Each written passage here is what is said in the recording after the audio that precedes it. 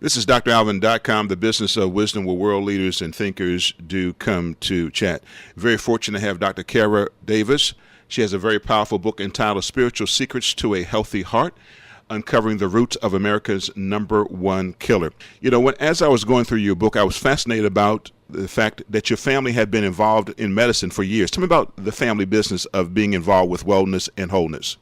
Well, my father's father was an obstetrician in Chicago during the days actually of the Great Depression. And that was a time when people actually would pay him by food and services because no one had money. He inspired me. My own dad did not go into medicine, but he planted that seed to pursue a career in medicine through his own father. Also, you blend in with your expertise in science with the spiritual component. Tell me about your spiritual arc. Tell me about some of the persons who influenced you spiritually. My greatest spiritual influence has been my husband and my mother-in-law, both of whom helped me to grow and develop in my faith. My husband is a pastor. We've been in the pastorate for 20 years now, and he is a profound Bible teacher, and I kind of grabbed onto the Bible through his influence. Once I did, and this was after I became a physician, once I did, I saw that there was an inseparable link between our physical well-being and our spiritual lives. I pursued that and delved into the study even more, and that planted the seed for my 2 books. Tell me of the basic overview of Spiritual Secrets to a Healthy Heart. What is it all about? Spiritual Secrets to a Healthy Heart looks at the number one killer in America. We know that cardiovascular disease, or heart disease, kills more men and women each year than all cancers combined. It is the number one killer. And as African Americans with health disparities and access to care, we of course suffer to a greater extent than other populations. When I began Spiritual Secrets to a Healthy Heart, I divided it into 3 parts. The first part is called How We Live, and that looks at things like our diet, our exercise and activity levels, things like smoking and tobacco use, how all of those impact the heart, things that are within our power to change with respect to our lifestyles.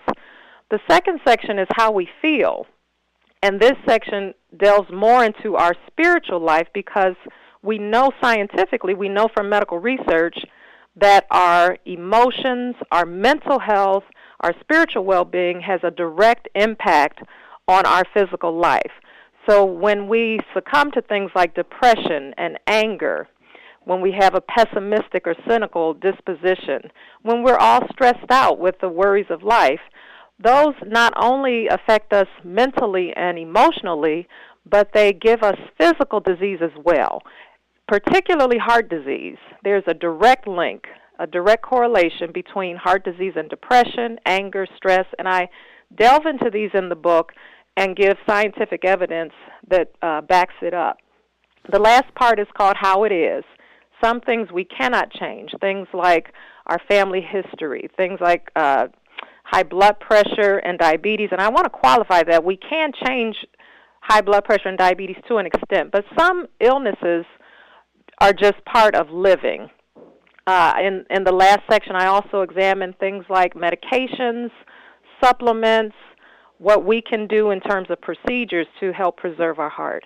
So it is a comprehensive book on heart disease, the number one killer of African Americans, looking at it from a holistic point of view, not just the physical, but also the spiritual and emotional.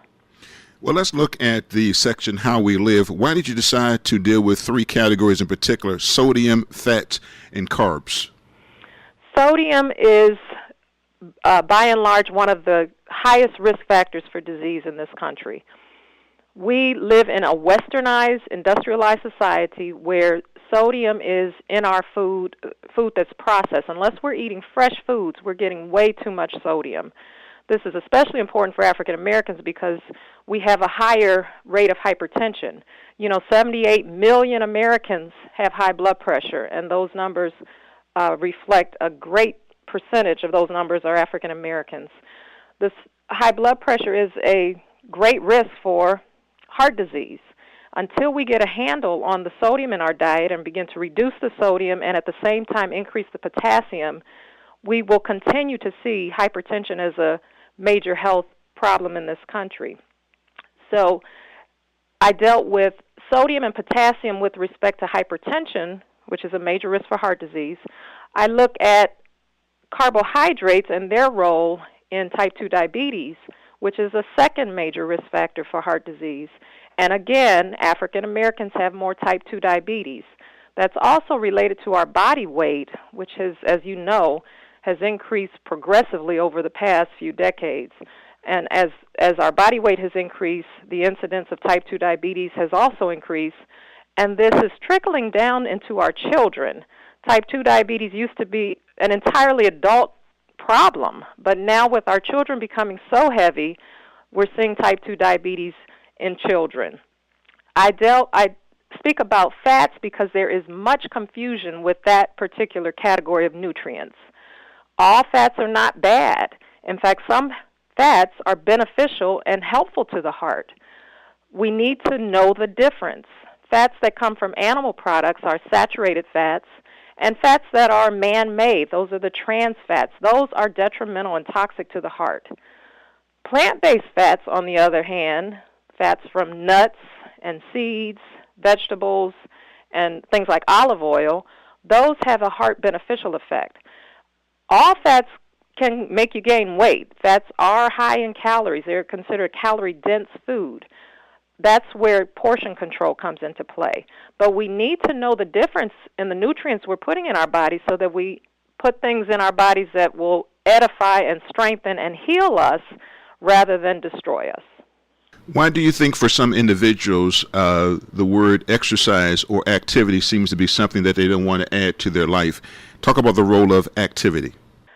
Physical activity is a large umbrella which includes exercise underneath it. There was a time not too long ago where our physical activity was adequate just from our work, our lifestyles. In other words, most people made a living through the sweat on their brow, and they didn't have to devote additional time specifically set aside for exercise because just the day-to-day living in the workplace, at home, was generated a lot of sweat and worked them out. Now, however, you know we live in a day and age where things are technology has taken over manual labor, and it's fully possible to make a very good living seated at a desk all day. Because of that, we have to take steps to increase our activity. Our bodies were made to move. God designed us to move our bodies, and when we don't, disease results. And that's just not just heart disease, although heart disease plays a major role, but disease across the board is related to a sedentary lifestyle. We see more cancer, more osteoporosis. Even our mental health is influenced by our activity level. So depression and stress are worsened when we're not physically active. So for our total health, we need to find ways to incorporate physical activity in what has become a very sedentary society. So things like taking the stairs instead of the elevator, walking whenever is possible rather than getting in the car. We have to become proactive and decide that I'm going to move more, I'm going to work out more if we want to not only have good health, but also longevity. Why don't you talk a little bit more about that? That chapter was really important to me, the chapter on depression, not just the blues. Tell me about the role of depression as it relates to heart disease. Depression has several influences on heart disease. We know that people who are depressed have a greater risk for cardiovascular disease.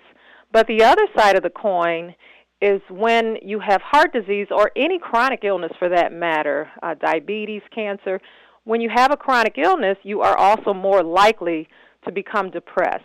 Now that association is strong, it's validated, it's been proven scientifically.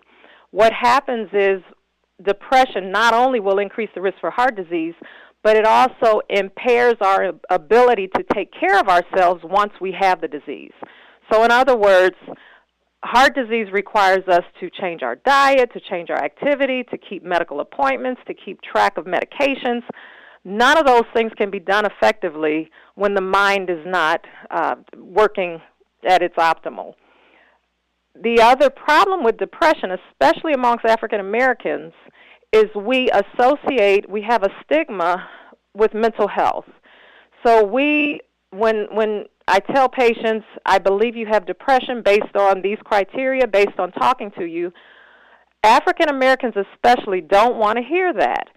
They want to say, I can just shake it off, it's just a bad day.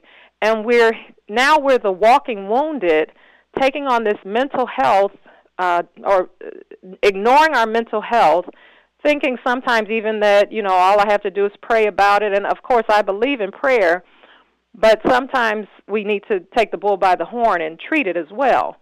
We have to shake that stigma in the African American community, not just with depression, but with all manner of mental health, bipolar disorder, schizophrenia, and we've got to take care of ourselves in that arena. In our remaining minute, let's talk about the big payback. Let's talk about revenge. Tell me about the role of the root of bitterness as it relates to your heart condition. Anger is killing us. I devote an entire chapter to anger, where some people have sporadic anger, where they're offended, they blow up, it's over. But other people have chronic anger, where their personality is actually anger-centered. Both types lead to heart disease. Now, the roots of anger, vengeance is one of them, the desire to get back, to get even, to avenge. The Bible says that vengeance is mine. So when we harbor that, we are actually taking on what God has identified as his responsibility. We need to let go, learn to forgive, release bitterness, and in that way not only preserve ourselves spiritually, but also benefit our heart and our physical condition. We're talking about spiritual secrets to a healthy heart, uncovering the roots of America's #1 killer. This particular chat will be featured at dralvin.com, The Business of Wisdom. I get a wonderful chance each and every day to talk to world leaders and thinkers. It will be featured on Facebook at dralvin.com, and we will tweet this at Dr. Alvin Jones on Twitter. I discover wisdom, one brilliant mind at a time. Before we go, give us a final thought, then tell us how to get a copy of this book and to be a part of your world.